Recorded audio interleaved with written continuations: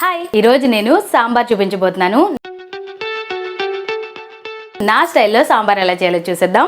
దానికోసం గిన్నెలో ఆనపకాయ ముక్కలు, ఉల్లిపాయ ముక్కలు, టమాటా ముక్కలు, వంకాయ ముక్కలు, ఇంకా మీకు నచ్చిన వెజిటేబుల్స్ ములక్కాడ, క్యారెట్, బెండకాయ ఇలా అన్నీ వేసుకోవచ్చు. ఇవే వేయాలని రూల్ లేదు. దాంతోపాటు పచ్చిమిర్చి, కరివేపాకు వేసి ముక్కలు ములిగేంత వరకు నీళ్లు పోసి స్టవ్ మీద పెట్టి ఉడికించుకోవాలి.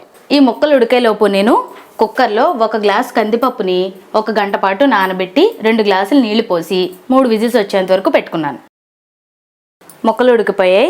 ఇప్పుడు దీంట్లో చింతపండు పులుసు, మీరు ఎంత పులుపు తినగలుగుతారో దాన్ని బట్టి అడ్జస్ట్ చేసి వేసుకోండి. అలాగే ఉడికించి పెట్టుకున్న కందిపప్పు కూడా వేసేసుకోవాలి. సాంబార్ ఎప్పుడు చిక్కగా ఉండకూడదు, పలచగానే ఉండాలి. అందుకని కొంచెం వాటర్, రుచికి సరిపోయేంత ఉప్పు, 1/2 స్పూన్ పసుపు, 1 స్పూన్ సాంబార్ పొడి వేసి 1 పావు గంట మరిగించుకోవాలి. సాంబార్ మరిగి మంచి స్మెల్ వస్తున్నప్పుడు పక్కన బాండీలో కొద్దిగా ఆయిల్ వేసి ఆవాలు, మెంతులు, జీలకర్ర, ఎండుమిర్చి, ఇంగువ వేసి పోపు పెట్టుకుని లాస్ట్లో కొత్తిమీర వేసుకుంటే మన సాంబార్ రెడీ. దీన్ని అన్నంలో ఈ సాంబార్ వేసుకుని పోసుకుని నెయ్యి కూడా వేసుకుని తింటూ ఉంటే అద్దిరిపోతుంది. మీరు ట్రై చేసి మరిన్ని షార్ట్ రెసిపీస్ కోసం వీడియోని లైక్ చేయండి, షేర్ చేయండి, కామెంట్ చేయండి, ఫాలో చేయడం మాత్రం మర్చిపోకండి.